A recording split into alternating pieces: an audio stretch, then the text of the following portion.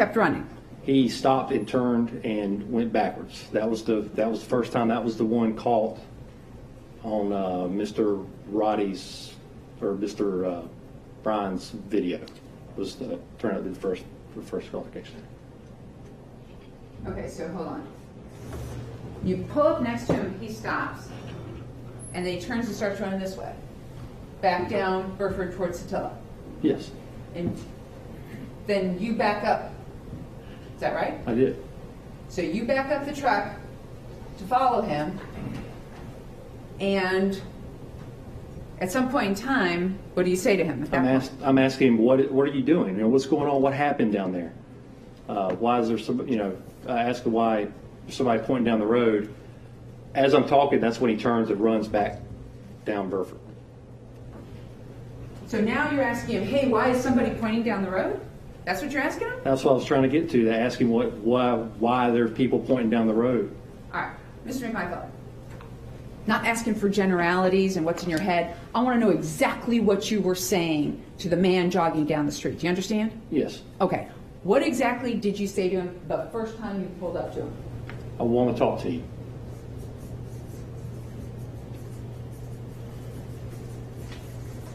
And he turned and ran. He stopped, turned, and then went the other direction. Okay. And that was an indication to you that he didn't want to talk to you? Yes. That was an indication he was not going to stop for you? Yes. Okay. And at that point in time, you chose to put your truck in reverse and back up at him. Back up along with him. So he's trying to get away from you, doesn't want to stop, doesn't want to talk, and you're backing up to go along with him. That's correct. And at some point in time then, he turns to run up Burford, right? Yes, I've asked him again, or asked him that I wanted to talk to him. I don't know exactly what I said, but it was to the effect that I want to talk to him and what happened down the road.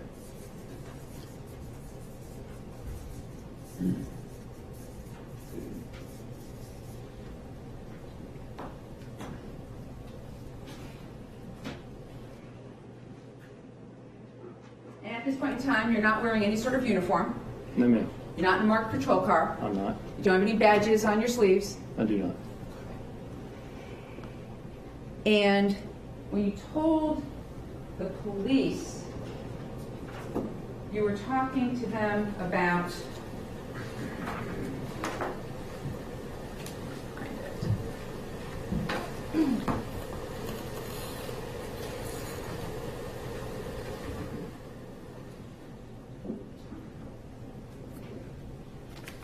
make sure I get this right. Do you remember telling the police, so I pull up to him and say, hey, you know what's going on. He's running. He won't stop. I said, that's him. Stop right there. I'm at the bottom of page 8, top of page 9. Stop right there. Stop where you're at. Do you remember telling the police that that's what you said? That's what's on here. Yes, ma'am. You want me to read it? I'm just asking you if that's what you said. You said, what's going on? He won't stop. I said, that's him. Stop right there. Stop where you're at.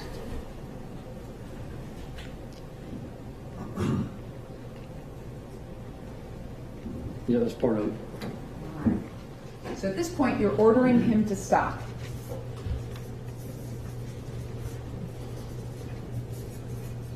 Is that correct? I wouldn't say ordering. I was asking him. Like nicely and politely, please, sir, stop? At first, it was not police or sir, but hey, could you stop? Please, yes, stop for a second. Stop for a second. My voice inflection and tone, I was trying to keep the situation calm. And this is at the time that he's already decided that he doesn't want anything to do with you and has run back down Burford towards Attila. Yes. All right. And then we see what happens in the Night Owl video. Is that right? Is that what happens next? Brian, yes. Yes, around that time.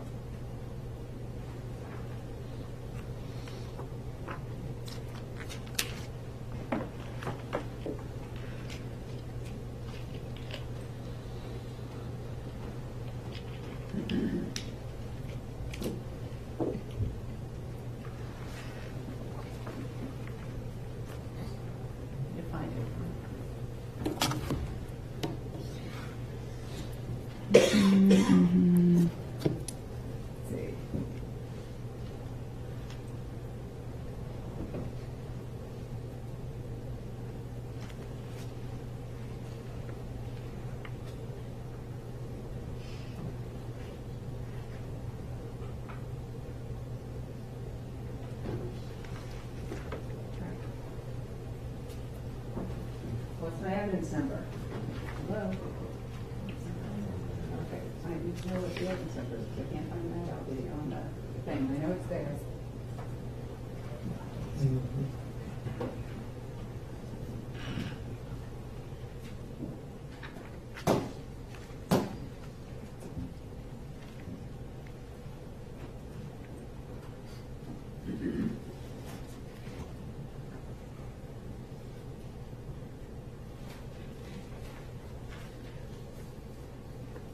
Okay. I apologize, Your Honor, something's not right, and I'm worried I've missed it, or somehow it is not on the file anymore. Your Honor, we have no objections to state would like a recess. Thank you. Let's make sure it's on there. There we go.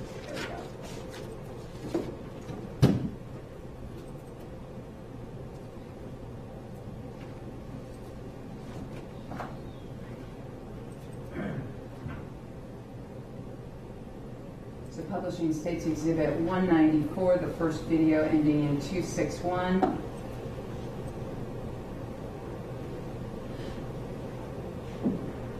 Is this what we have?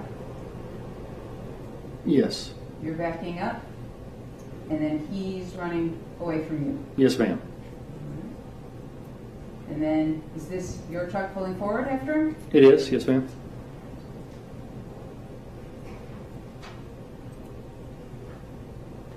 So at this point in time, you could have just stopped, right? I could have. You could have just let him run, correct?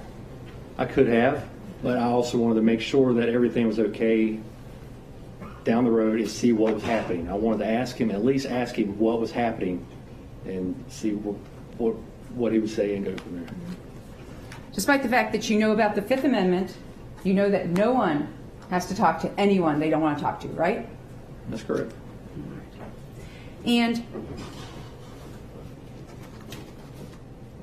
you said that you wanted to know what had happened and that you saw Matt Albenzi out in the street when you came out with your shotgun from your house, right? Yes, ma'am. You didn't go down and ask Mr. Albenzi what was going on, did you? I did not. Okay.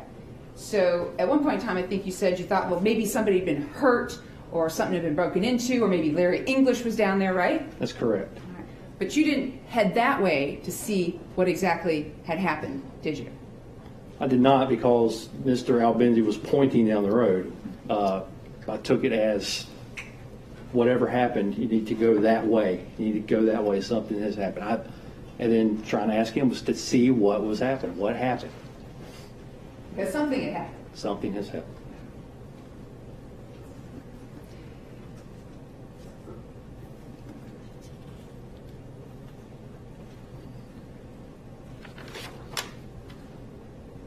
All right, so at this point, right here, where he's running, you're still yelling at him, stop, I want to talk to you, stop. No, ma'am.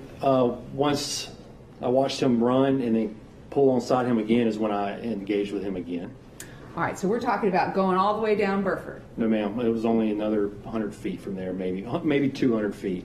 There was a wooded area right where I spoke to him again. All right, so let's take a look at this, May I? which I want to make sure we have the right exhibit number.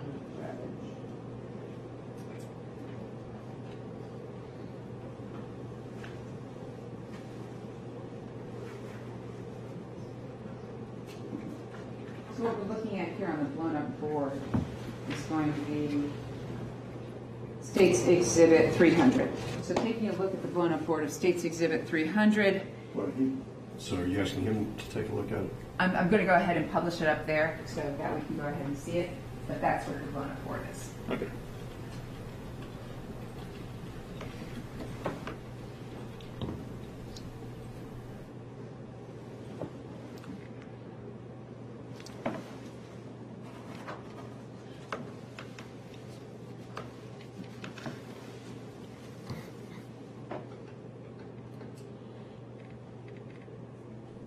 see that on your screen? Yes, ma'am. So,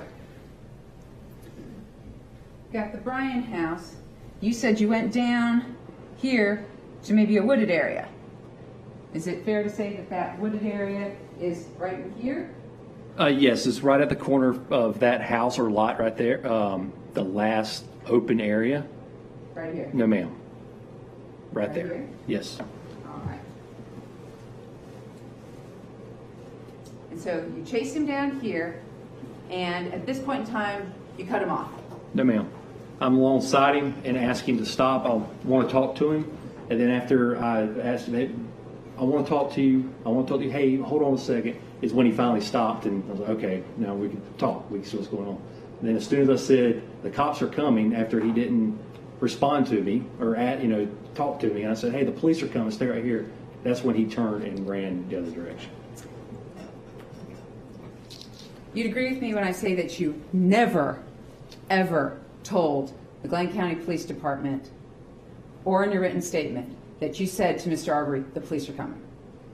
I don't know if I did or not. If it's not on there, then I didn't say it. But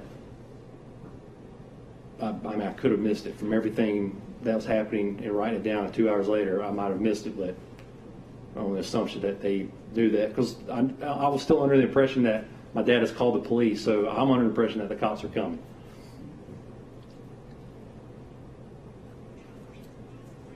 So talking about that,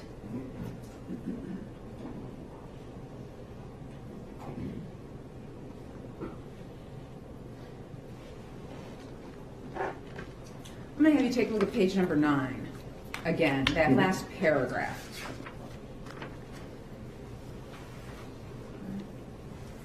So, in your statement to Detective Nohilly, only a couple hours after the homicide of Ahmaud Arbery, you basically say he goes around the corner, comes back, he's, man, something's not right here. I tell him to stop, grab the gun out of the truck. I say, hey, stop. He runs back. Man, you call 911 yet? Find my phone, call, give it to my dad, said, call the cops, let's get the cops.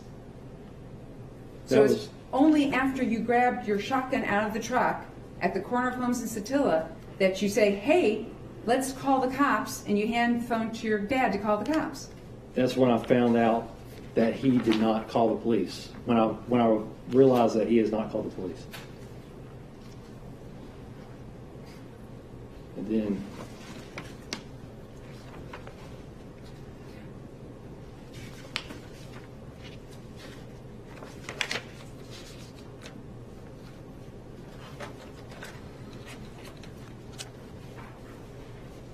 So also on page 9, you never indicated that Mr. Arbery actually stopped long enough for you to have a conversation with him. Is that correct at the top of page 9?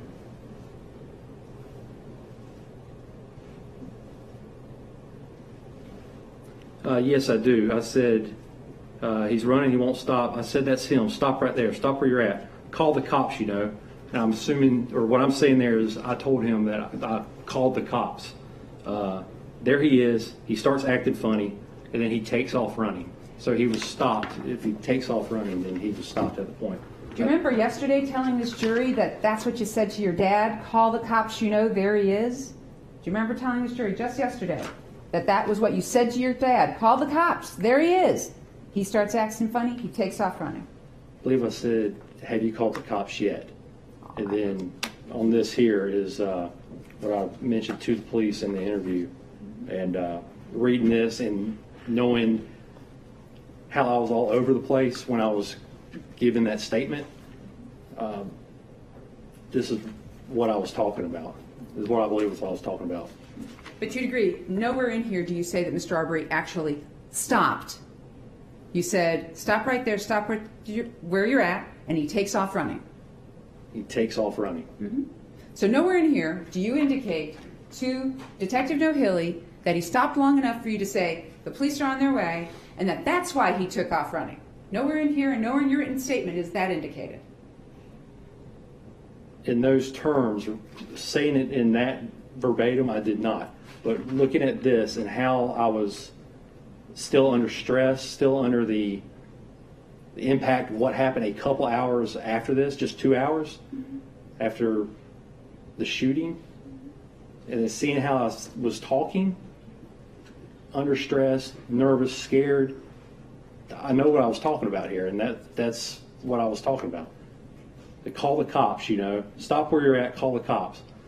I'm probably choppy trying to talk to him, being nervous, and saying that I was saying this to Mr. Arbery, and then he takes off running. If you're running, he continued running. He takes off running. I think that's what I was talking about there. So what were you nervous about while giving this statement? I just killed a man. I had blood on me still. It was the most traumatic event of my life. I was scared to death. I mean, it was the most traumatic event of my life. I don't know anybody who wouldn't be scared or stressed or terrified or anything. I mean, it was horrible. I'm talking about giving your statement 2 hours later at a police station. You were nervous because you thought you were going to jail, right? No. I gave him a statement. I mean, if I would have, I somebody, would. you don't think you're going to jail. That's what you're saying. I was going through an investigation. I was following the investigation. So, you saw Officer Duggan's body cam, correct? Officer Duggan, the first officer who testified, his body cam. Yes, ma'am. All right. You were standing right behind Officer Duggan while all that went on, right? Yeah, I guess. Yes, ma'am. Okay.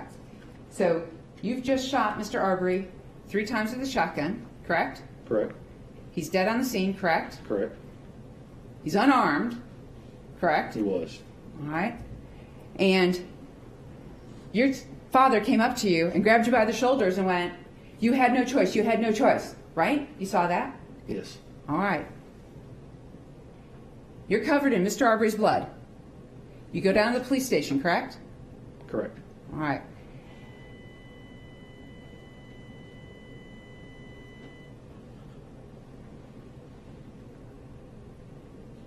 Any idea where that came from? No.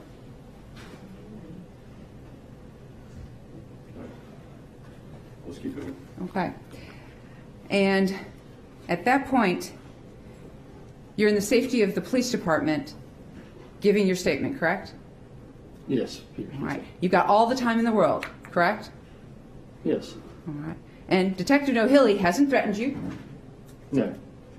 hasn't forced you to make a statement, He did not. okay, and didn't promise you anything, nor to get you to make the statement. We'll look real quick.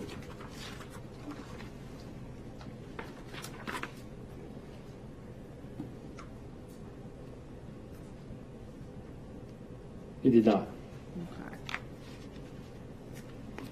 But you're telling this jury that you're all confused and you can't get the facts straight as you're telling the police about why it was you shot and killed a man.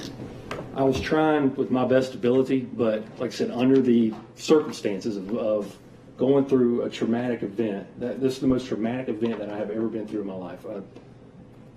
I don't know how.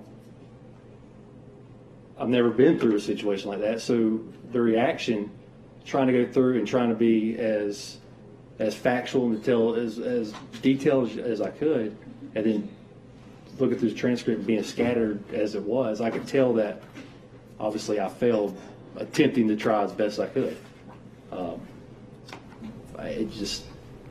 This is what you got. I tried, and this is what happened. So, fair to say you never told Detective O'Hilly nor wrote down in your written statement that you told Mr. Arbery the police were on their way.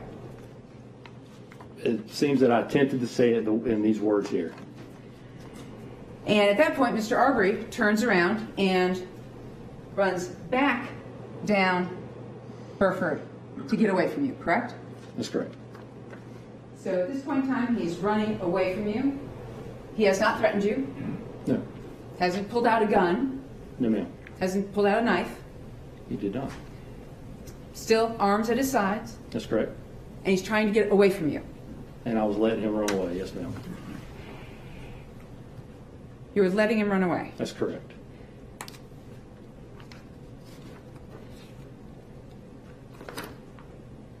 Wasn't it your intention to go around the block and cut him off and find him over on the other side? To head him off and to see where he's located. That was my intention, yes, ma'am.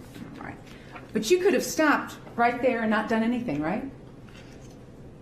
Yes, but then immediately after is when I saw his interaction with the black truck and realized that there is something to my suspicions here, and I would like to see where he is at when the cops come, which I assume that the police were on the way, that I would be able to tell them where he's at if they haven't located him at that point. So you're telling this jury that your whole intention was just to go ahead and follow Mr. Arbery, keep an eye on him, and to just tell the cops there he is? At that point, yes, ma'am.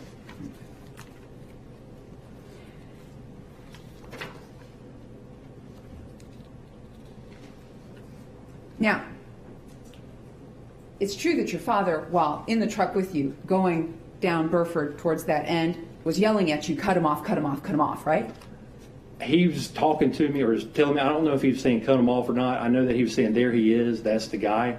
After that, I am not sure exactly what he said.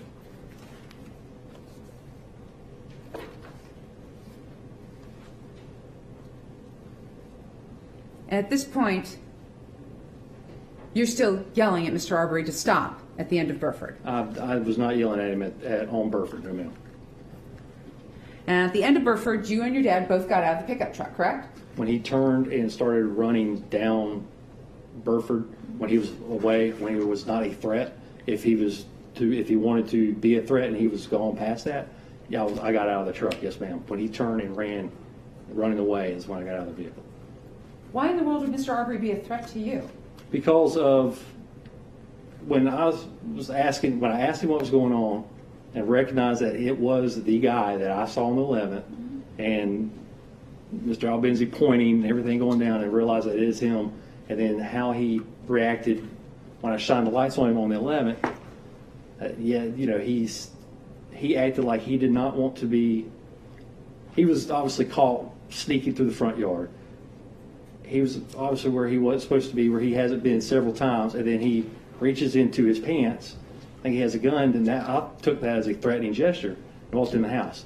Now it's the same guy on the 23rd that I've just pulled up to that turned out my father was correct. People pointing down the road, the same scene that this happened 12 days prior, that yes, there was a possibility that he may be armed with that gesture, but he didn't show me that, and he started running down the road. I was no longer under a threat if there was to be one, so I got out of the vehicle after my father got out of the vehicle to see what was going on and watch him.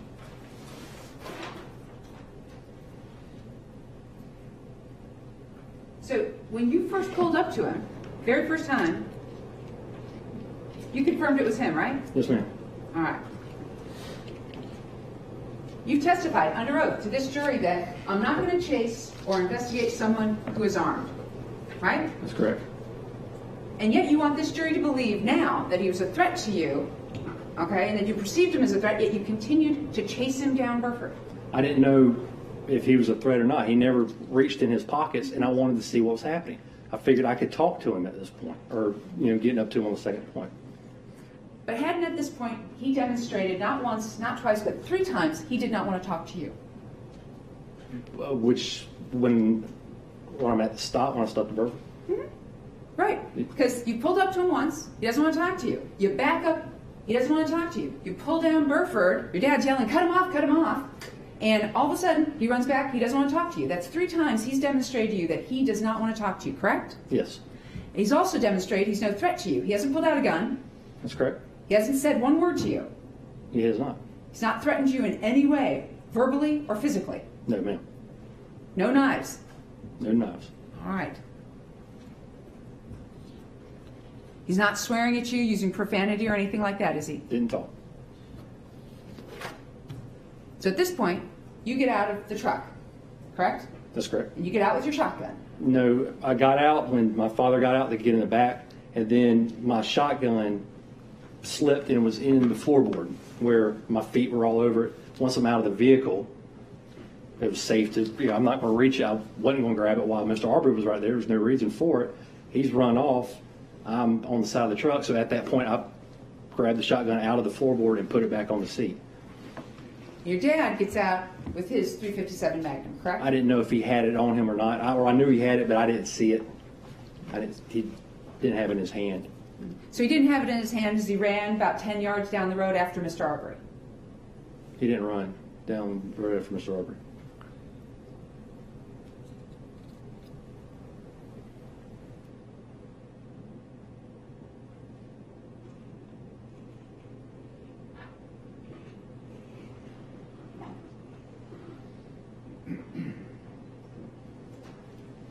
So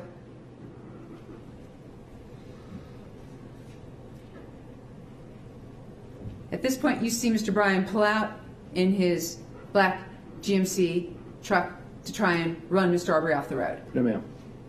I saw, after I put the shotgun back onto the seat when it was on the floorboard, and then watching Dad or talking to Dad or trying to figure out what's going on, and I looked back down the road. I don't know Mr. Bryan. I didn't know where he lived. I didn't see him when I had the first encounter with Mr. Arbery.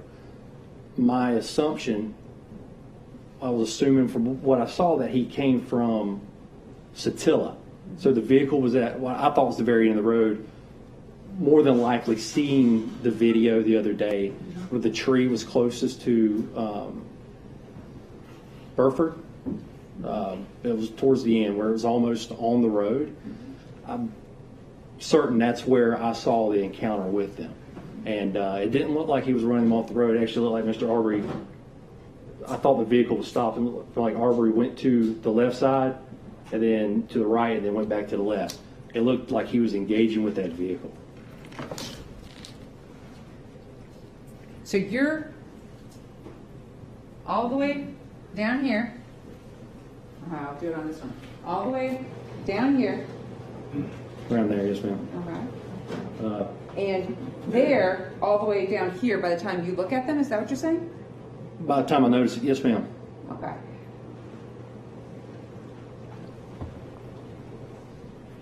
And you want this jury to believe that you thought Mr. Arbery was the one engaging in this black vehicle, not that the black vehicle was trying to hit him or run him off the road. I'm going to object to the form of the question you want this jury to believe.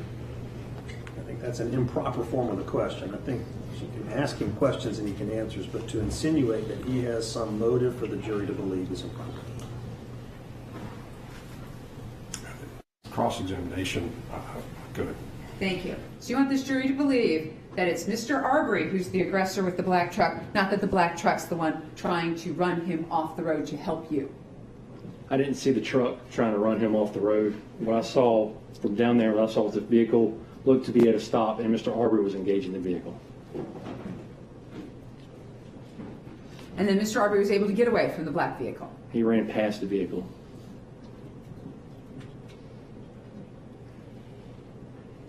And your dad wanted to go down there to see what was happening, right? That's correct.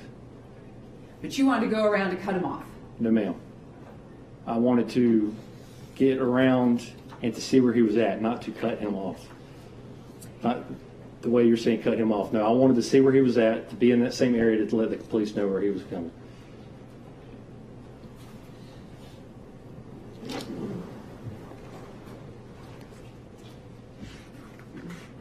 I have you take a look at page 24, middle of the page.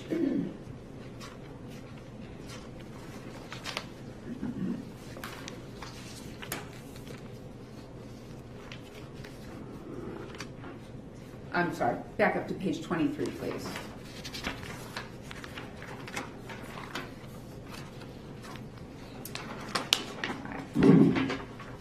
Take a look at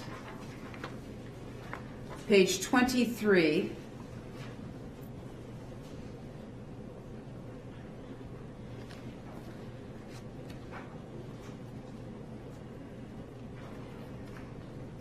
So, line 16.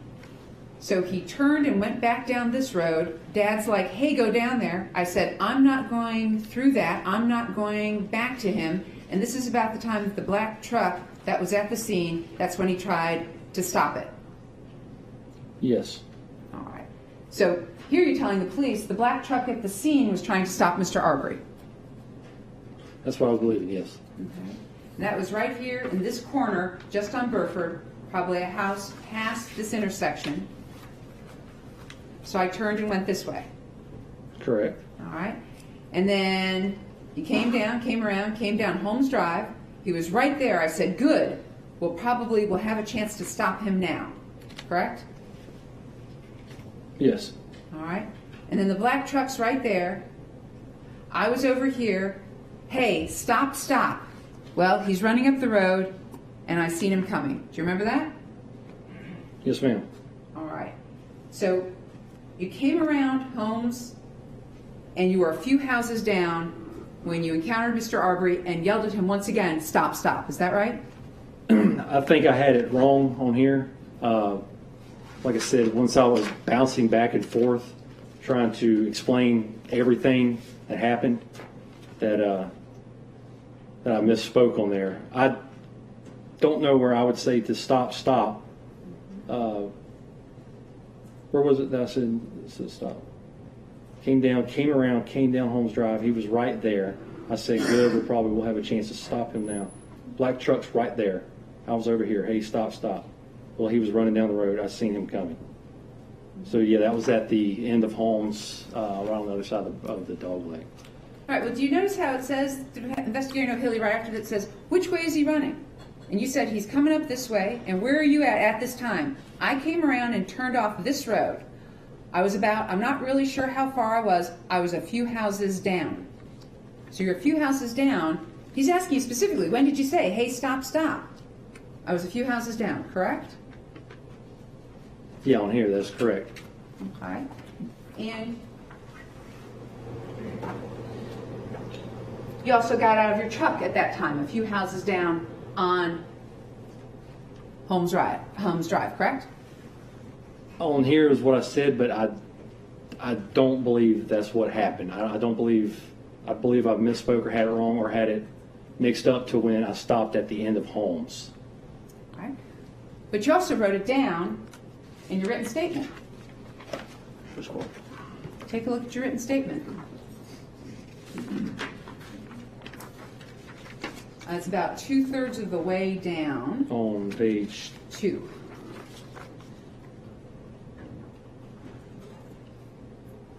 So I decided to continue down Burford towards Zellwood, then take on to Holmes to see if he would be there. Is that right?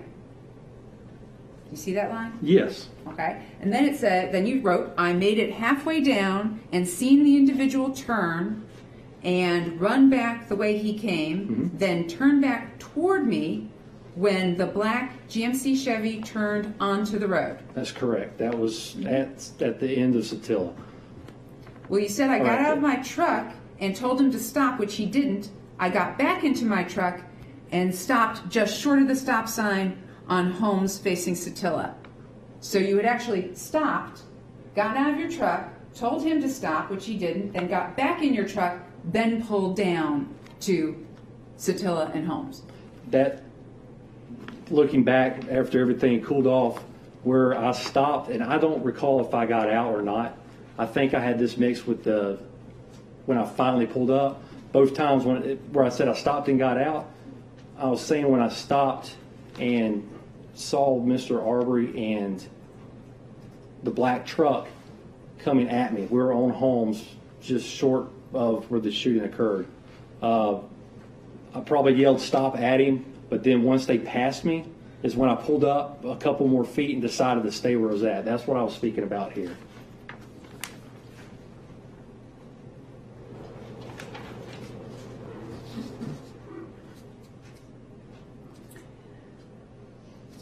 Isn't it true that at this point in time, when you're a few houses down Holmes, you stop, you get out, you yell at him, stop, stop. That's when your father yelled at him, stop, or I'll blow your fucking head off? I don't think so, no, ma'am. All right, well, you don't think so? I mean, you were standing right there. You heard your father say this, yes? I don't think I heard him say that, no, ma'am.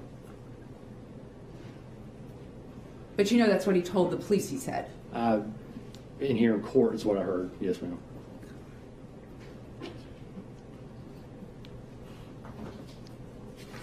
So at this point, you're coming down Holmes, and you see Mr. Arbery coming toward you. He was in the middle of a turn. He was on the right side of the road, turning left in that apex is when I saw him there. The first time I saw him on Holmes. He was in the middle of a turn, turning back towards Attila on Holmes. Is that what the video picks up? I don't think so, no ma'am. So you're saying that you're coming down this way, and he's running toward your truck, he's turning around, and he runs back this way. You don't see the black truck at this point? No ma'am. All right. But then all of a sudden he's running back toward you, and you see the black truck behind him? No, when I came around the dogleg, the black truck and Mr. Arbery were together. The black truck obviously just came off of Attila and were heading towards me on Holmes, towards Elwood. So you're saying at this point you've made it all the way down here? He was turning, he was on the right side of the road, turning left. When I saw him, he was in the middle of the turn, and then he turned and was out of sight around that dogleg, and I continued, and then once I got to the dogleg is when I saw him and Mr. Arbery, or the black vehicle, coming my way. And at that point he's pinned between the two vehicles. He was.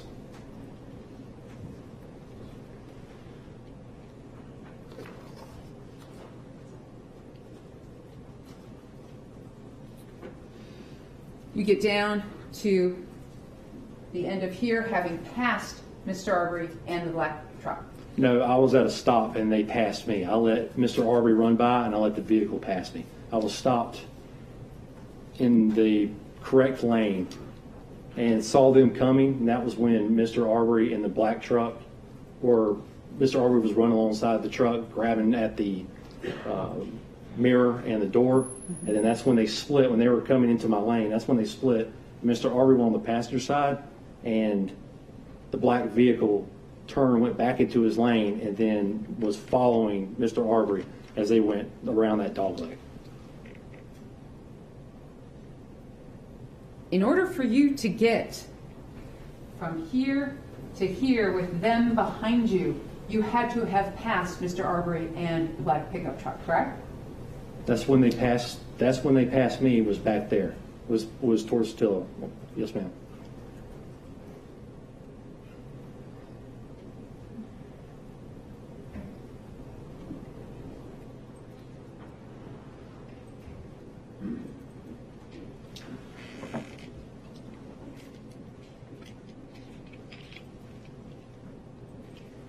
Your Honor, will consider a Western break.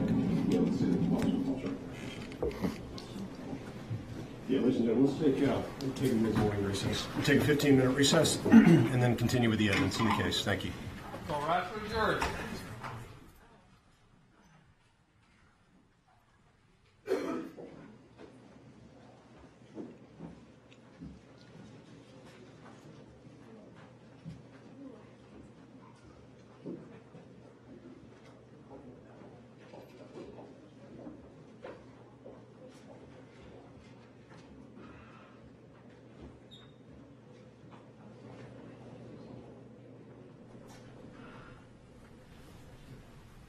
Please be seated.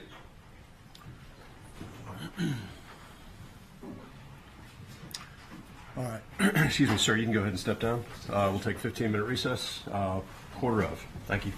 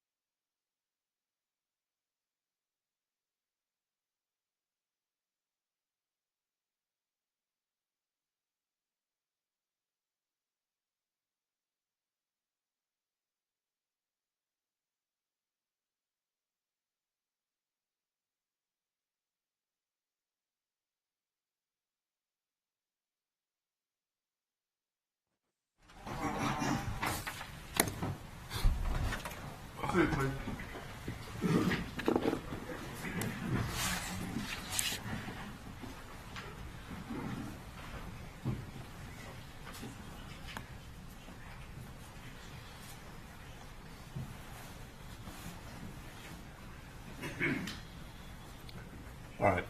Defendant's present, represented by counsel. I've got a lot of people standing. I have, before we resume, Judge, we're noticing that juror number 12 is continuing to nod off. And we would at this point move to excuse her. We don't think it's appropriate for a jury to sleep through both the direct and the cross-examinations, and we're very concerned that she's missing some portion of evidence. And it's important to both sides that she listen to everything. So we would move to excuse her and place an alternate in her place. Mr. Hope. So, Oh, I'm sorry. I was just trying to compare, yes, to make sure I knew exactly where we were. Yes, we would join in that. But what we have, I don't have as good of a vantage point for where we're sitting to see the jury most of the time. But based on what the court has reported and what our defendant's counsel has reported, I want an attentive juror. I think, although obviously I probably have the poorest vantage point in the courtroom, particularly this morning with the easel. I'm not complaining, but I would feel constrained to join in that motion. That's why we have alternates. State objects. I've been up here cross-examining Mr. McMichael and turning and looking at the jurors. I have not noticed any one of them not paying attention at all. They seem to be paying very, very close attention to this testimony. Yeah, and I've been watching 12. I will say there are moments where she appears tired. She has not slept through the evidence that I have been able to notice. It was brought to my attention yesterday. She was moved. There were no issues yesterday afternoon. I'm going to keep an eye on her this morning and just get some idea of what, if any, consistency there is with what's happening. Based on that, the court will make some decisions on whether to inquire with her, whether she's missed any evidence, and move from there. But at this point, I'm not going to take the step of striking her, as the court will effectively take the matter under advisement. I'm going to continue to watch the juror. Obviously, if there is, if it goes beyond where it is now with her, I'll take appropriate measures, and if I need to follow up further at the end of this morning, I'll do so. Mr. Goff. We'd also like the record to know two things before we start back up. After the examination of the witness began or continued, my understanding is the Right Reverend Jesse Jackson is again being in court. I think he's back there in the dark shirt. Putting that on the record, not going to re-argue anything. And I would also note that there is or was an individual walking about in the foyer outside the courtroom earlier today with a black sweatshirt saying, "I support black pastors." And given that the black pastors support the conviction of our client, we would object to those kinds of slogans being outside in the foyer where witnesses are sitting. It is not just an issue with the jurors who may or may not see them as they come in and out of the courtroom, but now we have witnesses being exposed to all this. And again, it raises questions. I've noted it for the record. The court can decide with it what it will.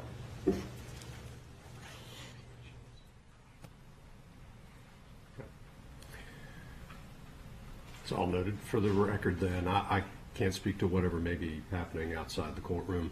There are procedures that the court is aware of that are in place, and something's brought to my attention that is deviating from those procedures, then I'll go ahead and address that. I will note that Reverend Jackson is in the courtroom. Beyond that, anything from the state before we proceed with the witness? No, Judge. From Travis McMichael, Greg McMichael, and Mr. Brown. No, Your Honor. Witness is seated. Remind you that you're under oath. All right, let's go get the panel.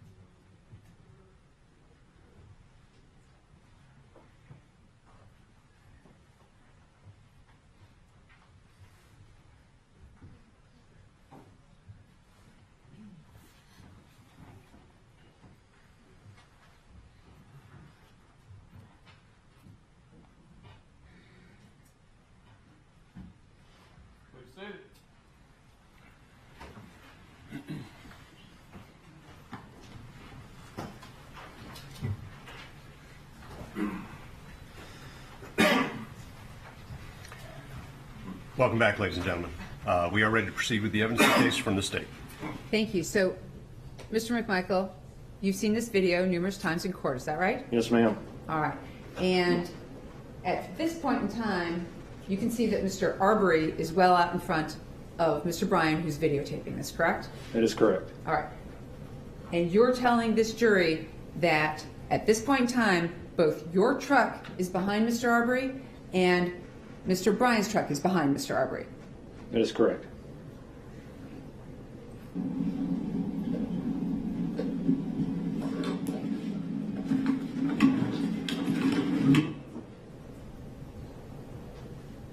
And so he turns around and runs back toward your truck and Mr. Bryan's truck. From the video, yes. Isn't it true that the reason he turned around is he saw your truck coming at him down Holmes? From that video there, I don't believe so, no, ma'am. And isn't it true that you're coming back down Holmes and he sees the front of your truck, so he turns around and that you pass him as he's passing Mr. Bryan? No, ma'am. So, for absolutely no reason whatsoever, Ahmaud Arbery, who could have kept running up Holmes to get away from both of these pickup trucks that have been chasing him, turns back around to go back towards both the pickup trucks. Objection, speculation, Your Honor. The reason that he turns is a speculation. Sorry. Reason, she's asking him to speculate as to the reason he turns. Well, if you can rephrase it. Sure thing.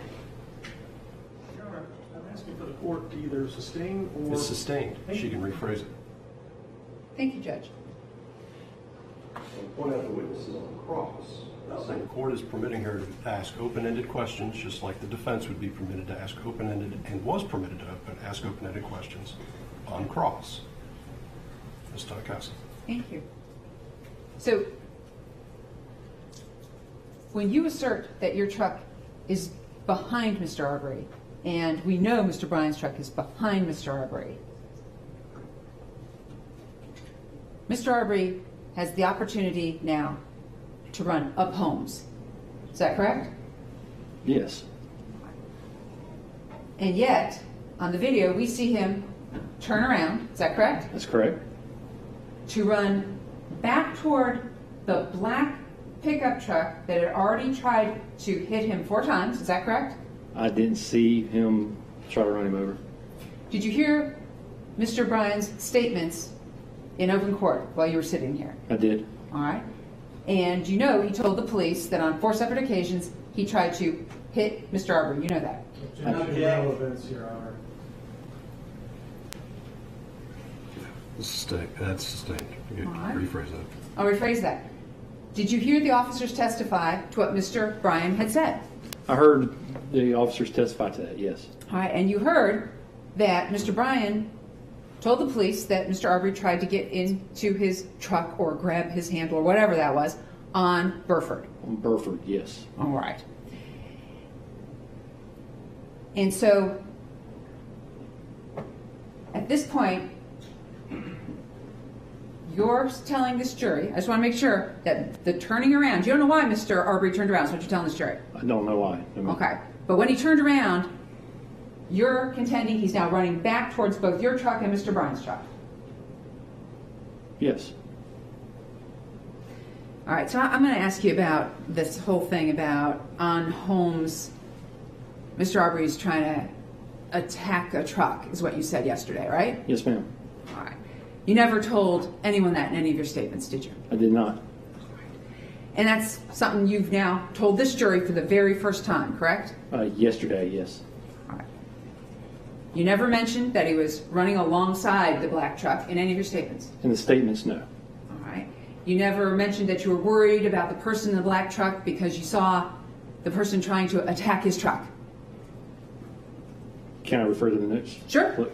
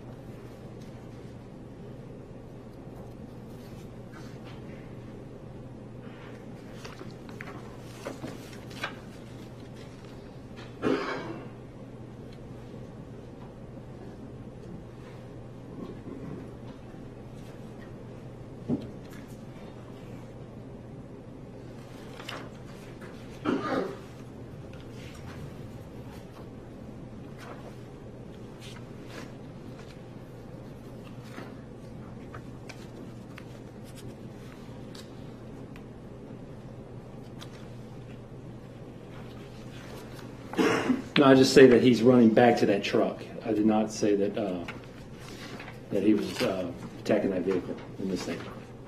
All right, so let's go ahead and go to when you're parked at Homes in Attila. Yes, ma'am. All right, so at that point, during what we see here with Mr. Bryan going up and turning around, Mr. Arbery had actually run to your white truck. Yes, he has ran to my white truck once already at this point. All right, and you ran forward toward him, correct? When he turned and ran back, I went to follow him and decided that that's the last thing I needed to do, and I came back. And he ran around the corner and I lost sight of him. Yes, ma'am. At that point that he ran to your truck and then ran away from your truck, had his hands out at his side. He did. Well, he was, running. He was running? Yes, ma'am. Okay. Didn't run to your truck and pull out a weapon. He ran to the truck, but was directing to the truck, but didn't pull out anything. No, ma'am. Okay. And so he runs up. How close did he get to the truck at first time? Probably from me to you at the furthest, I would say. It was close. Yes, ma'am. And you got out of your truck. Yes, ma'am. Okay. You got out with the shotgun that time. I did not. So you got out of your truck and you yelled at him.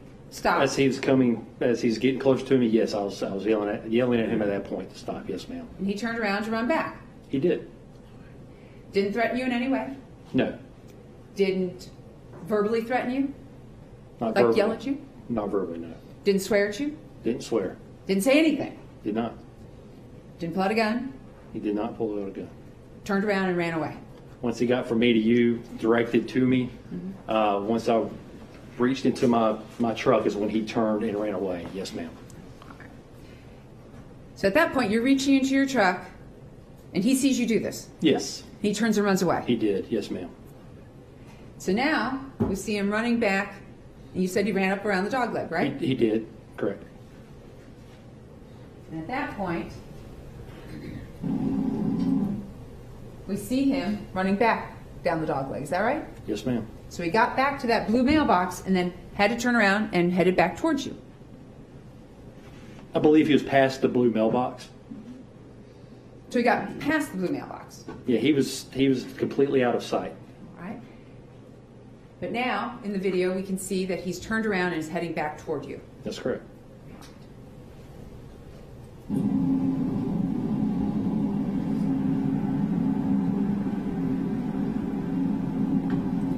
And at this point, he's pinned between the two pickup trucks. He is between two pickup trucks. Yes, ma'am.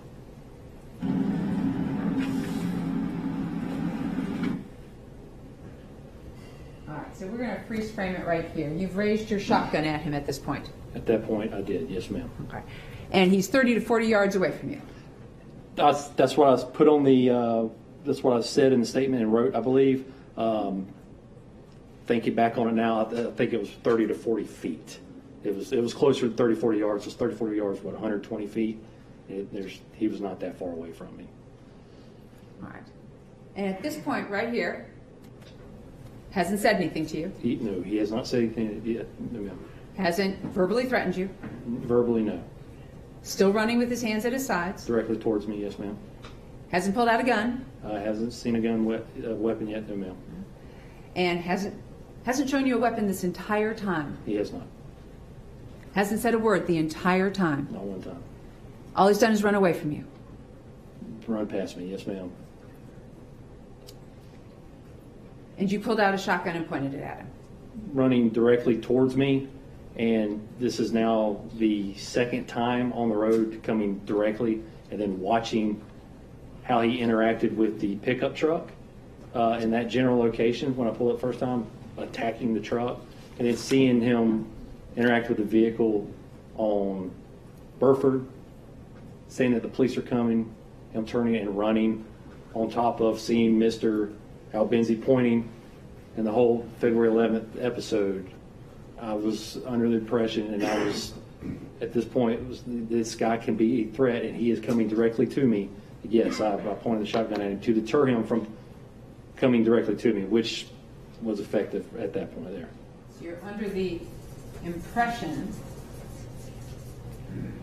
is that right? You're under the impression, because of all those things that you just mentioned, that what? That he could be a threat to you. Yes.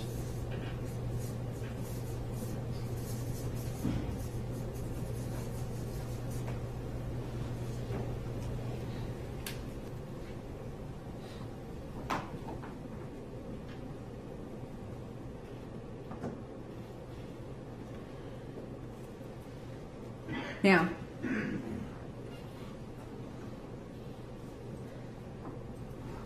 let's take a look at State's Exhibit.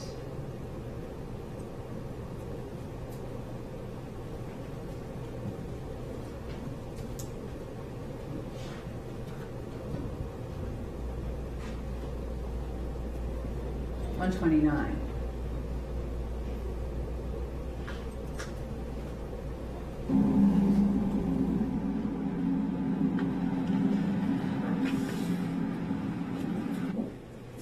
All right. Your father is in the pickup truck, correct? Yes, ma'am. And he has his .357 Magnum, correct? He has it, yes. All right. And this is when you finally have given him the phone and said, call 911. Seconds before this is when I dialed 911 after I realized that I was misunderstood, that he has not called 911 or had not called 911, and realized the error and called, and then gave my dad the phone once I saw Mr. Arbery coming back at me this third time. Gave it to him, once he was coming around that dog leg. Yes, ma'am. And your father had 30 years of law enforcement, is that correct? I believe so. All right. So, and he knows how to take care of himself, doesn't he? He knows how. Oh, I know. And he's got a handgun with him, right? Yes. And he's on higher ground, isn't he? Yes. Yeah, I would say higher ground. I'd say vulnerable. And you never once, anywhere in your police statement, said you were ever worried about your father or him being attacked at all. Never said that once in any of your statements. In the statements, I guess not. No, ma'am. So at this point, you and your dad are both yelling at Mr. Arbery to stop. I am yelling. I'm sure my dad is, but I was not paying attention to what my father was saying.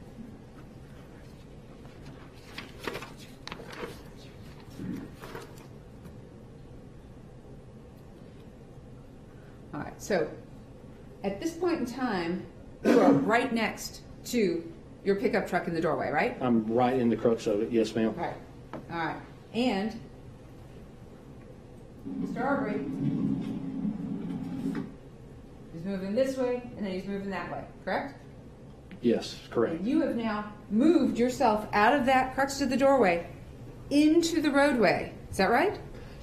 Yes, because when I drew down on him, and then because he was coming directly toward me, focused in on me, and I drew down on him, he immediately broke his direction and went to the right. When he went to the right, I came to the left to gain distance. I was thinking that what I would do, or anybody else, would go across the yard, would run across the yard. Well, as I was going across, I saw that he turned and started directing towards me on the road again, and then turned a third time, and then went back to the side of the vehicle. So I was trying to gain distance. Gain distance. So you're expecting that he should take action to get away from you because you're pointing a shotgun at him. I was not wanting him to come to charge me, to attack me, which I was assuming was happening. Yes, that's exactly what I was doing. So him running down this road, being pursued by Mr. Bryan's truck, is him attacking you. The last time that I saw Mr. Bryan's truck was when I was at a stop just before where I'm at now, and he was was all over that truck. And they left, and I never saw that truck turn around, and then Mr. Arbery is coming back to me, yelling at him, stop, directing to me. He wasn't going to the left, he wasn't going to the right. He was coming straight to me that first time. I was thinking, all right, he's going to try to get in this truck, or he's going to try to attack me or my dad or who knows what. He was acting weird. He was acting funny when I was trying to talk to him prior. So I'm on alert. He turns, runs off, comes back. I'm sure I saw Mr. Bryan's truck in this instance, but I was focused on what I perceived as a threat. So I don't even remember the question now. Well, I think the question is, you didn't know what he was doing except continuing to run away from Mr. Bryan's truck. No, he was coming towards me. All right, but you just said, who knows what? You didn't know what this guy was going to do, right? I did not. And all he had done so far is run away from you, right? He has ran past me and ran away, and I let him run away, yes. Yes. But at this time, you're not letting him run away. You're pointing a shotgun at him, correct? I am not letting him run to me, directly to me. And he doesn't.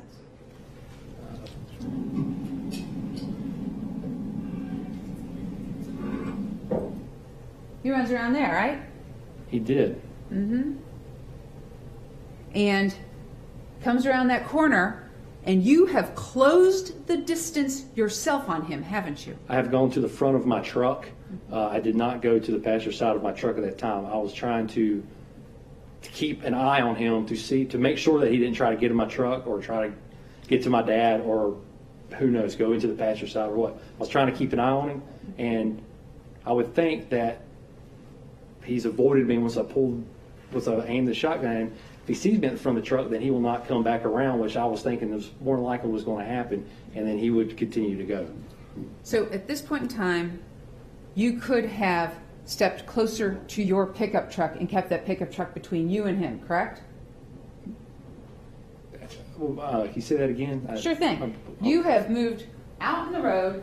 You've aimed this shotgun at Mr. Arbery. I did. Mr. Arbery goes to the passenger side of the truck. Yes. Okay?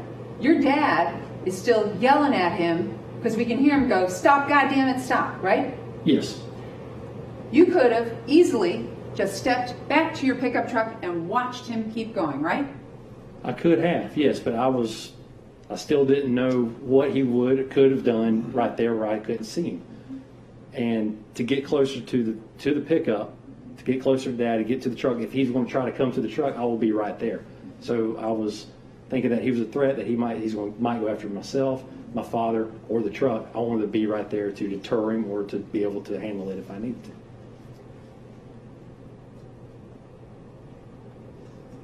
So you also could have stepped around the back of the truck and followed him in the path that way. Is that right? Yes, but then he would have an open, unrestricted run around the truck and into my open door into my pickup truck and could have took the truck. So you're telling this jury that a man who has spent 5 minutes running away from you, you're now thinking is somehow going to want to continue to engage with you, someone with a shotgun, and your father, a man who's just said, "Stop or I'll blow your fucking head off," by trying to get in their truck? That's what it shows, yes ma'am.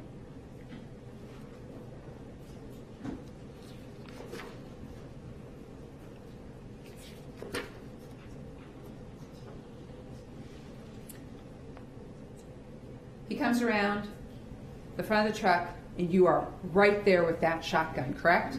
I was coming around, and then as soon as I was at the front corner panel, he turned, and yes, we were on each other.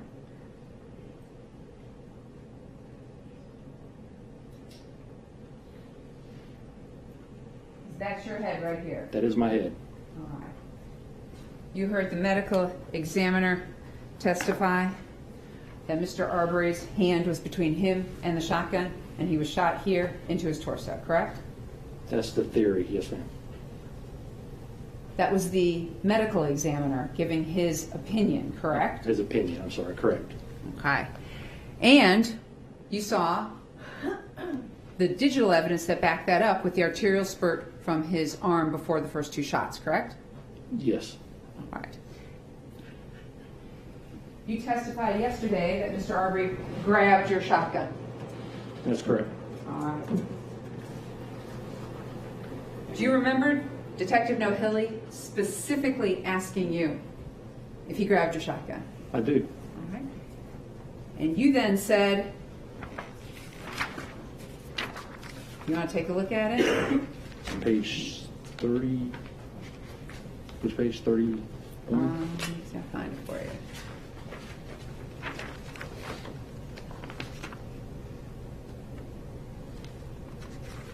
Page 44. 44.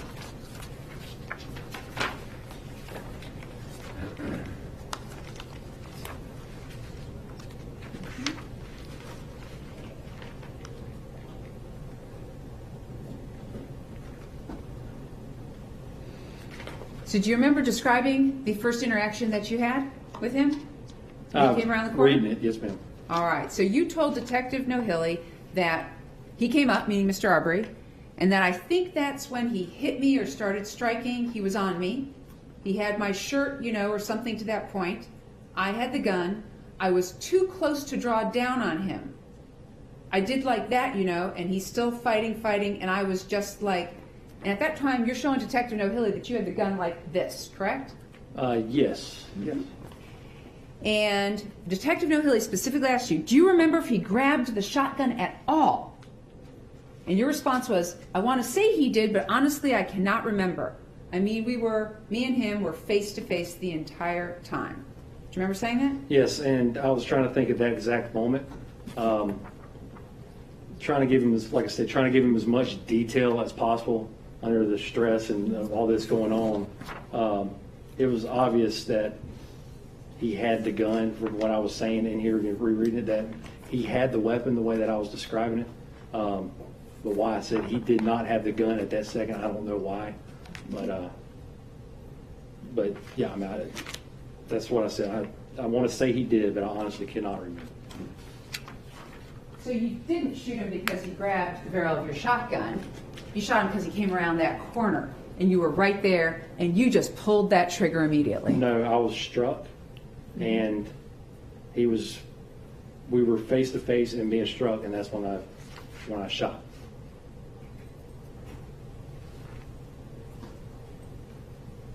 So he came up, I think it was when we were hit, he started striking, he was on me, he had a shirt or, something to that point, and I had the gun. And I was too close to draw on him. So you're saying that all of that took place. He's got your shirt, he's striking you, you've got the gun up in this thing, and you can't draw down on him, and it's a struggle, and he's on you, and you're going back and forth in front of the truck? Is that what you're saying? Yes. Okay.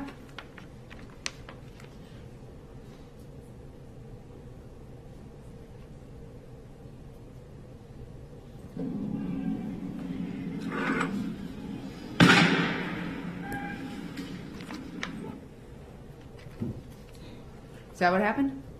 That's on the video, yes ma'am. Okay. And he was shot right here in the torso, and it all came up, all pellets right back here.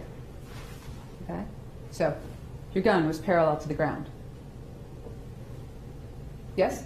Yeah, if you grab a shotgun and snatch it away, it will straighten a shotgun out. Yes ma'am. All right, so which one was it? Was it like this, or was it like this? It was obviously like that in the video. Yes ma'am. Okay. It happened so fast, and trying to recall and everything, I've obviously missed every minute detail.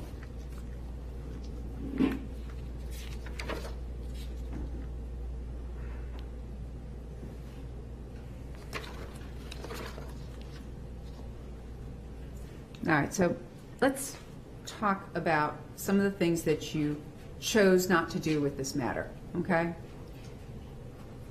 You could have made sure that you and your dad called the police from your house at 230 Attila Drive before you ever got in that pickup truck, correct? I could have, but I was under the impression that he has called the police when we left there. And you could have just continued to drive behind Mr. Arbery and not even speak to him or confront him at all. Isn't that true? I could have, yes. And you could have just let him run away when he took off in front of Mr. Bryan's house. From the Night Owl video we saw, you could have just gone, okay, he's running, we'll just, let him go, or just drive behind him really slowly, right? Could have and did after I realized that he was not going to talk to me and turn around and ran away. And you could have stayed in your truck over on Holmes Drive, right? Could have, yes. And you could have stayed in your truck until he ran by and then driven away to go ahead and follow him, right? I could have, yes.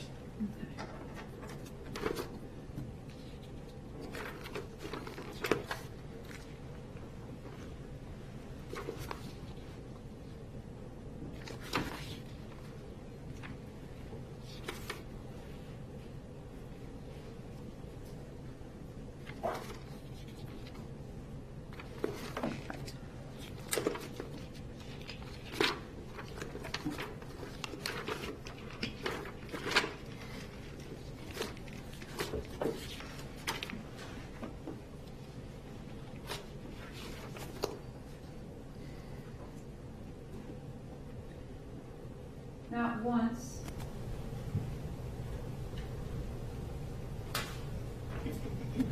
During your statement to the police, did you say that you and your father were trying to arrest Mr. Arbery, did you? In the statement? Yeah, to the police. No, ma'am. All right. You never told the police that you said to Mr. Arbery, you're under arrest, correct? I did not. Okay. In fact, you never did tell Mr. Arbery, you're under arrest for the crime of fill in the blank. I didn't have time. I was still trying to get him to stop.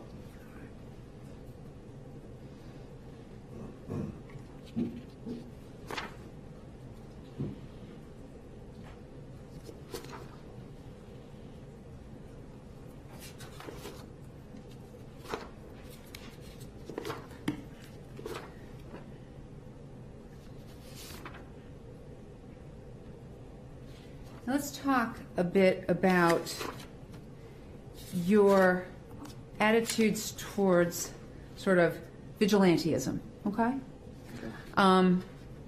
You've posted several times on Facebook some things, and we talked about one of them in response to Kim Ballesteros, where it's like you're playing with fire on this side of the neighborhood. Do you remember posting that? Yes. All right. And in response to another post about crime on the website, you responded, arm up, correct? Was that the Ballesteros one?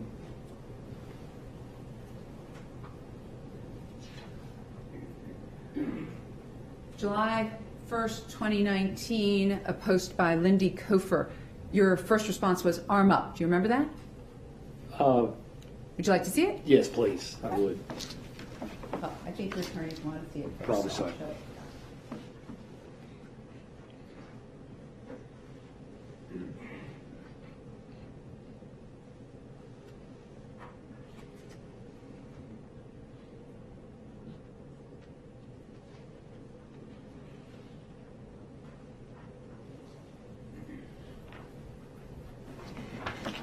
Thank you.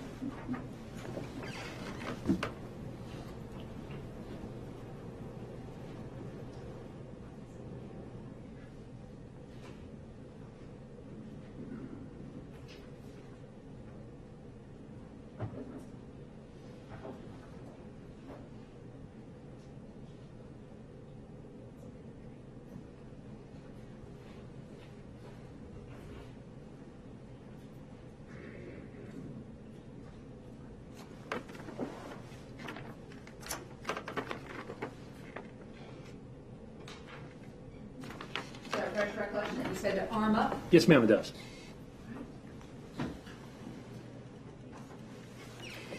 In addition, back in January of 2019, do you recall having a Facebook conversation with a Lacey Allison Cox? I do. All right. And at that point, do you remember telling her about how she felt that you need to make examples out of somebody if they steal stuff? And you said, that's right, hope y'all catch the vermin. That's correct. All right. In addition, she was kind of worried about her father because she said, we've had a lot of trouble with... Object to hearsay, Your Honor.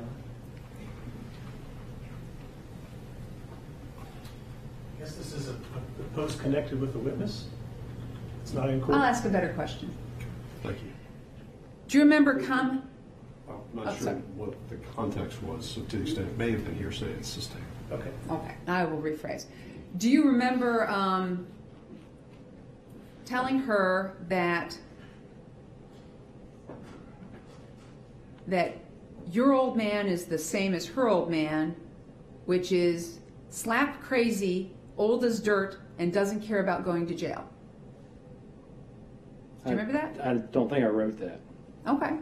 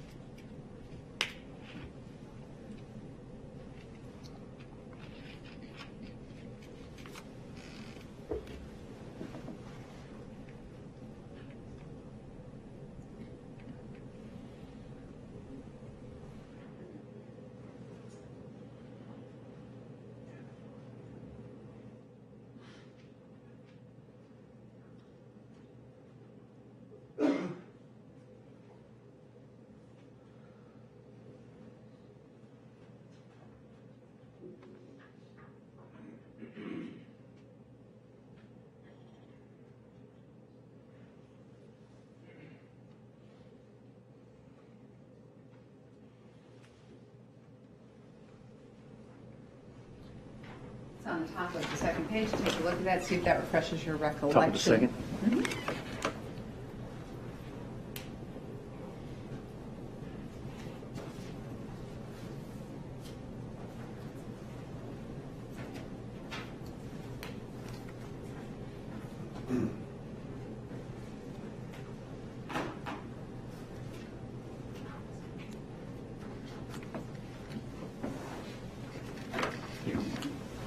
Does that refresh your recollection about what you agreed with Ms. Cox about? Yes, agreed to respond to it, yes, ma'am. All right. She said, we've had a lot of trouble with thieves. It just worries me because my daddy is slap old crazy, LOL. He's old as dirt and doesn't care about jail. And you responded, that's what this world needs more of. My old man is the same way. I did say that, yes, ma'am. And then the next line is, you said, hell, I'm getting that way. I did say that. She said, have to make an example out of somebody. You said, that's right. Hope y'all catch the vermin, correct? I did.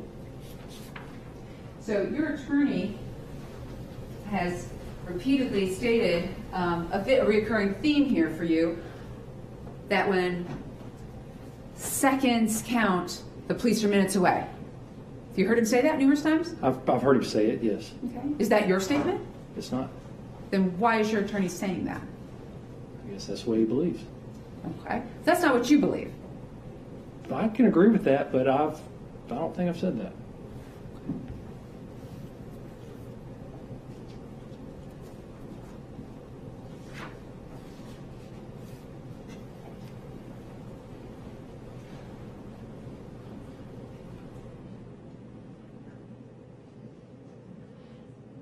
I'll go ahead and pass the defendant back. Can you read it? Briefly.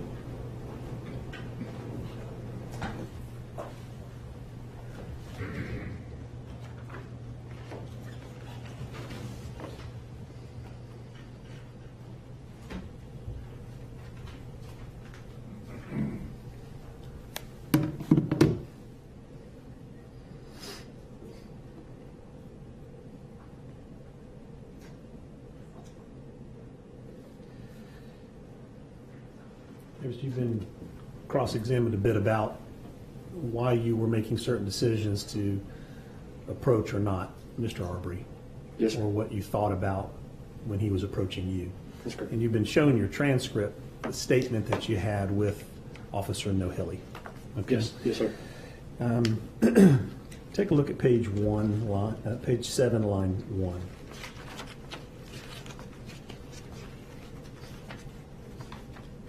7 line 1. Can you recall what you said to Officer Nohilly there? Objection.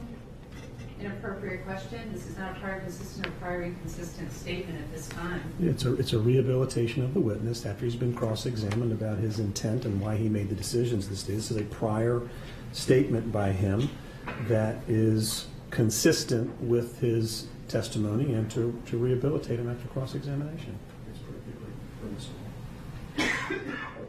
He's been questioned extensively, Your Honor, about what he said. You're rehabilitating him on Yes, what sir. you're claiming to be that statement. What do you say, page 7, line 1? 1 to just line 1, or Well, so we can make sure I limit. or the full statement before the officer.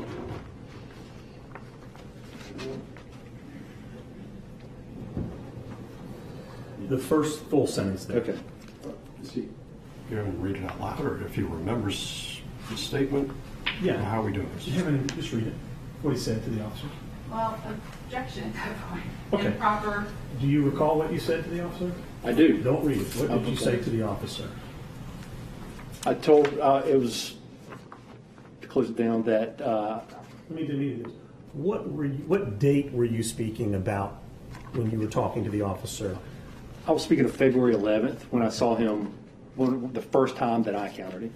And did you tell the officer or give the officer an impression of what you thought about Mr. Arbery at that time? Yes, I said that when I stepped out that he was not there. He wasn't clearly there, and he reached into his pocket. What did you mean by clearly not that he, Mr. Arbery, clearly was not there? The way that he was interacting with me, the way that he was reacting to just being caught creeping or lurking in the shadows, to reach into a pocket and then just stay, I would say, bold, or having a brazen moment where you do that and then just go into the house, continue to do what you were doing. It was not, it was off. It just wasn't, it was And did you share strange. this with Officer Nohilly a couple hours after Yeah, I this did. incident? I did, yes, sir. All right. If you'll go to page 9, line 3.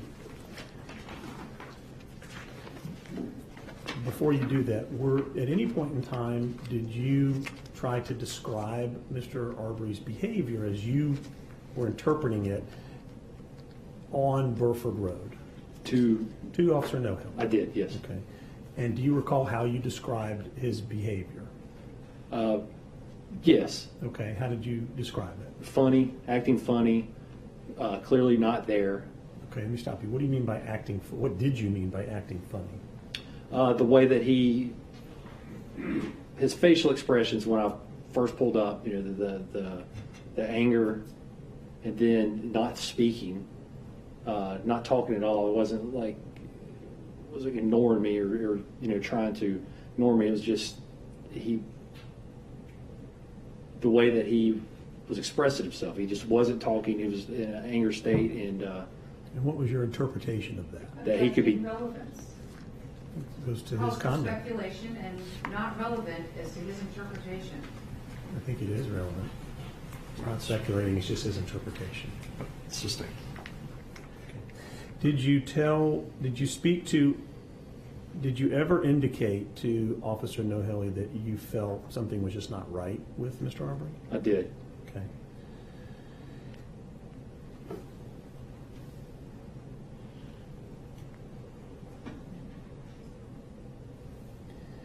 Do you recall ever indicating to Officer Nohilly that you were just wanting to watch him and hope that he would continue to run past you?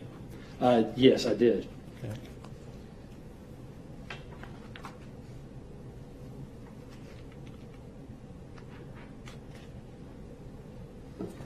You were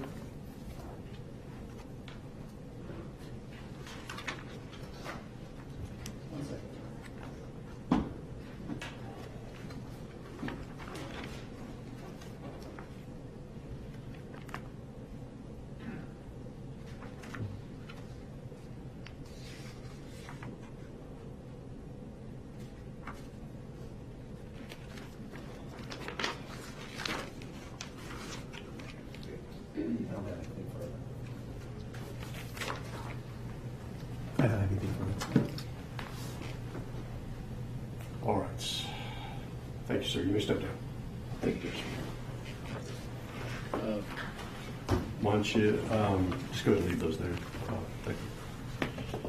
Not sure whose transcripts those are. So why don't you go ahead and step down, whoever left their transcripts up there, if you go ahead and grab them.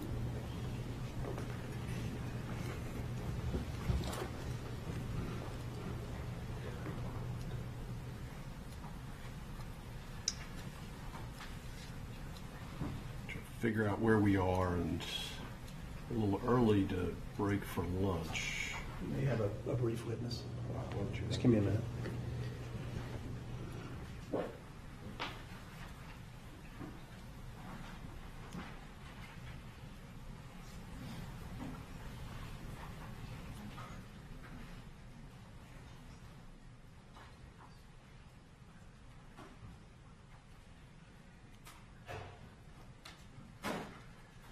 Defense calls Lindsay Kofer. Kofer? Kofer, C-O-F-E-R.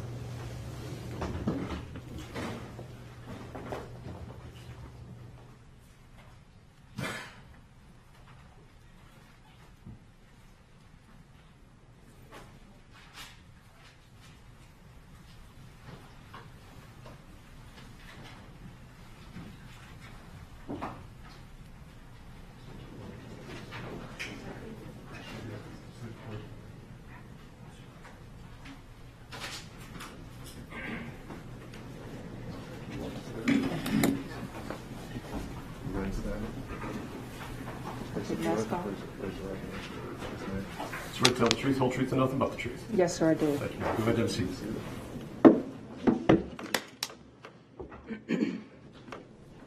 Hi, Ms. Kofer. Hello. Ms. Kofer, I just want to ask you a few brief questions.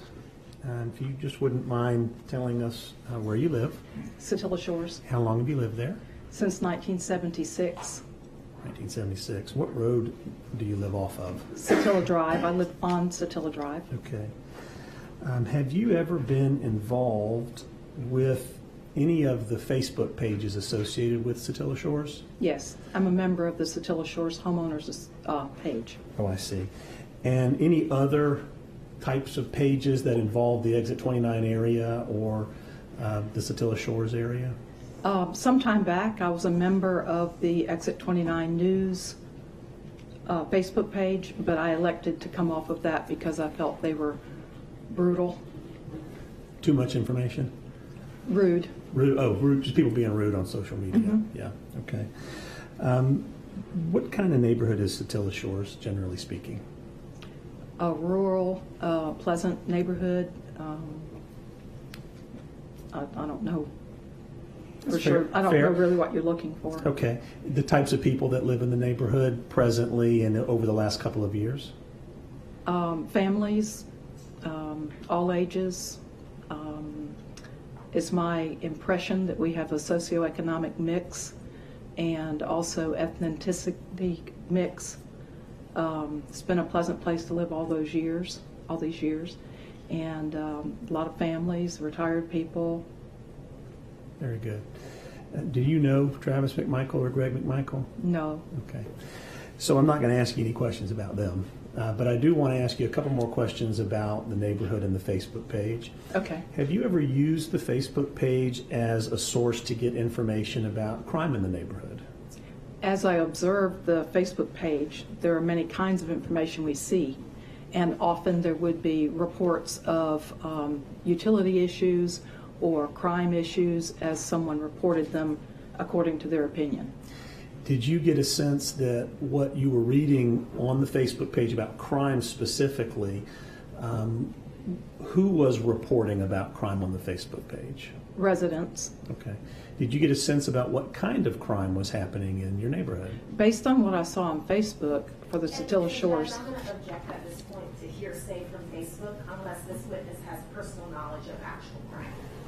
Do you have personal knowledge of actual crime? I do not. Okay. Did you use the Facebook page, though, to learn about whether crime had been committed in your neighborhood? Yes. Okay. Did you at all try to pay attention to the type of crime so that you could try to make decisions about how you might need to protect yourself from crime? And objection, Your Honor. This witness has testified that she does not know any of these defendants, so we would object to her testimony as irrelevant at this point. She's being offered as a resident in the neighborhood where she's learning through Facebook about things that are ongoing and how it's impacted her. Well, it's sustained. I mean, she's already testified to what her opinions were of Facebook. She doesn't know the defendants, doesn't know anything about what social media they would have been engaged in. So we're not just talking about what her knowledge of crime in the neighborhood may have been.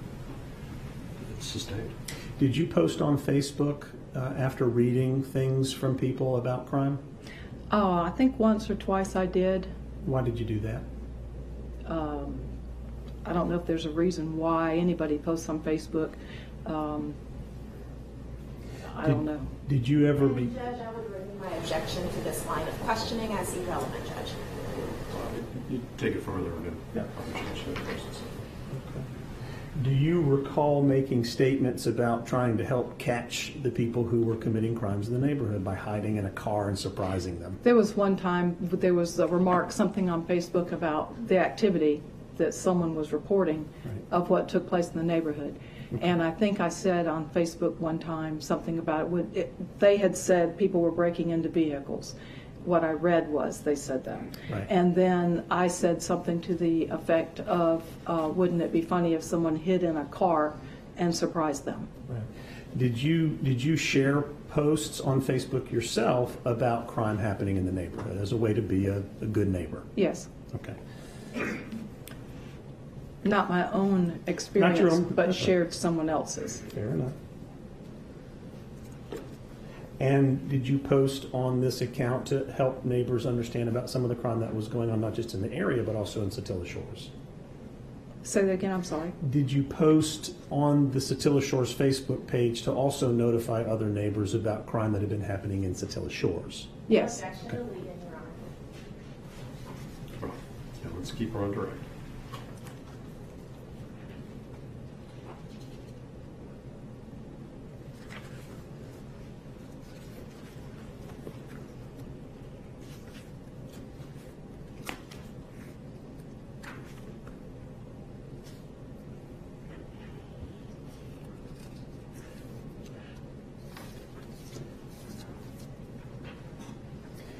Did you become aware of some squatters or individuals living under the bridge near Attila Shores? Yes, one. One, did you make some comments about that on Facebook as well, or discuss that with neighbors? Do I you think recall? on Facebook I made a remark when someone said something about people they didn't recognize being in the neighborhood and things coming up missing, that I had made a remark it could have been someone, I knew someone was living under the bridge, because as I went by boat, I saw trash and I saw a person there under the bridge living there, and I thought it was possible someone had come off the highway and come into our neighborhood since it's a county road. And do you own a firearm? I do. Do you have a carry permit? No, mine's expired since COVID. Ah, okay. All right. One moment now.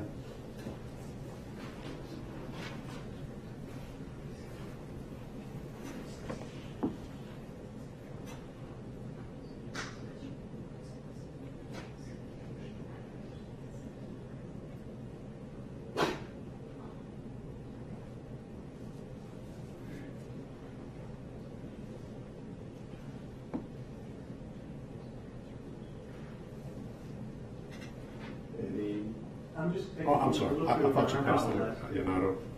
I thought you passed them.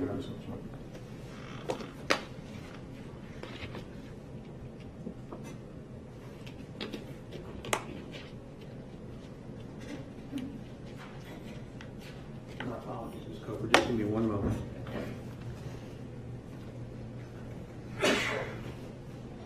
That's all I have. Thank you. They may have a question for you. Just briefly, Judge.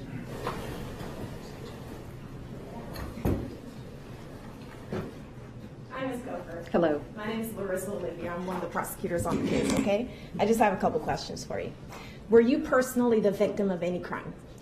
Not in over 30 years. In over 30 years, and you were living in Attila Shores for how long? Since 1976. Okay, so since then, you're not personally a victim of any crime, right? Well, Since 1976, I was, but it's been more than 30 years ago Okay. that I was a victim of any crime. Okay. Do you believe that someone stealing is deserving of death penalty, Mr. Copeland? Relevance, Your Honor. I'll withdraw the question, Judge. We've got a motion to make at this point.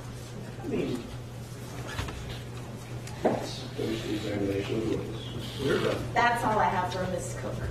Thank you. Maybe you can go ahead and sit down. I'm sorry, No, thank you. go ahead and sit down. Thank you, ma'am. You can go ahead and step down. Is she subject to recall? She is not Subject to recall. Thank you, ma'am. You are excused.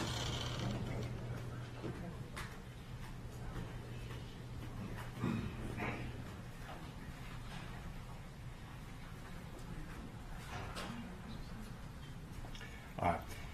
Ladies and gentlemen, we're to get breaking point for lunch. We will let's recess for an hour. We'll plan to get back to the evidence at 12:45.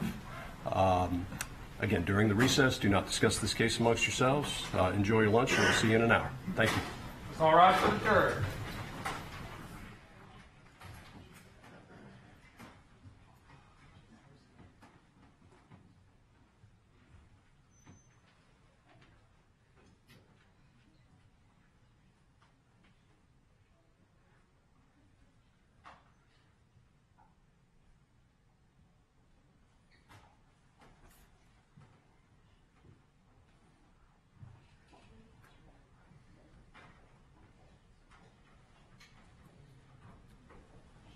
Please seated.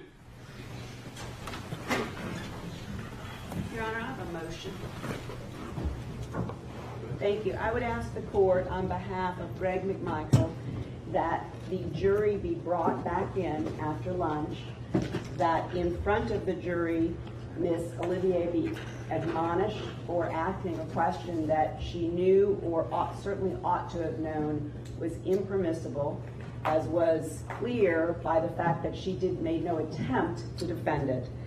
And number two, that the jury be instructed to disregard that question and whatever feelings it might have made them have.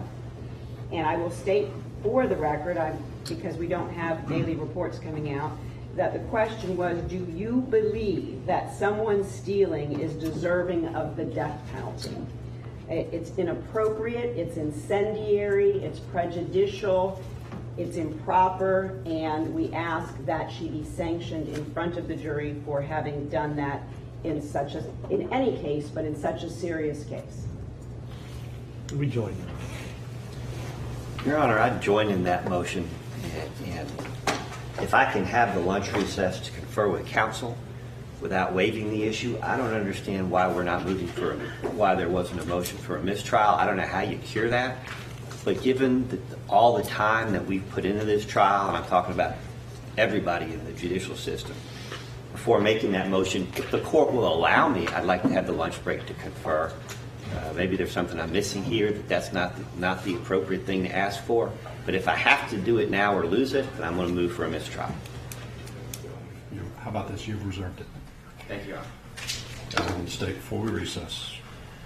Just for the record that Juror 12 paid attention fully, was totally engaged, and absolutely no issues with Juror 12 during this period. Watching Juror 12, and that accurately reflects the court's observations of Juror number 12 also during the... Your Honor, I'm having trouble hearing you. That accurately reflects the court's observations of Juror number 12 during the second half of the morning's proceedings. All right. We are in recess for an hour. I will take the matter under advisement. At some point, I would like to hear from the state on that question. Maybe we'll do it when we come back after lunch. Your Honor, without pushing the court, I would ask that if the court wishes to hear from the state, from the prosecutor who made that remark, that she be asked to respond to it now, just as we needed to provide this request at the moment that it happened and contemporaneous with the error. Fair enough. Anything from the state? Your Honor, I'm not sure what you're asking. Why you asked that question? that the question, what do you believe someone who steals is subject to the death penalty? Yes, Your Honor. I believed it was an appropriate question for Ms. Kofer, given that I had her on cross-examination. I thought it was an appropriate question.